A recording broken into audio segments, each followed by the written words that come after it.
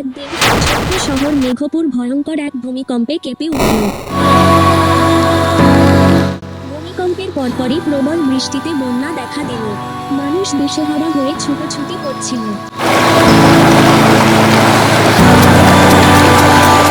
এই বিপর্যয়ের মাঝেই ছোট্ট শিশু আদিত্য তার বাবা মায়ের কাছ থেকে বিচ্ছিন্ন হয়ে গেল। পানির স্রোতে ভেসে গিয়ে সে এক বনের ধারে এসে আটকে যায়। কাঁদতে থাকা শিশুটিকে দেখতে পেল এক দয়ালু পান্ডা। পান্ডাটি ধীরে ধীরে এগিয়ে গিয়ে আদিত্যকে আলতো করে কোলে নিল। শিশুটি তার বাবা মাকে হারিয়ে ফেলেছে, তাই সে শিশুটিকে নিরাপদে রাখল এবং শহরের ধ্বংসস্তূপের দিকে হাঁটতে লাগলো।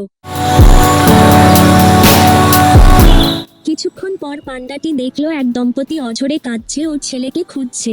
পান্ডাটি শিশুটিকে তাদের সামনে নিয়ে এলো। বাবা মা নিজেদের সন্তানকে ফিরে পেয়ে আনন্দে কেঁদে ফেললেন। তারা কৃতজ্ঞতায় পান্ডার মাথায় হাত বুলিয়ে দিলেন।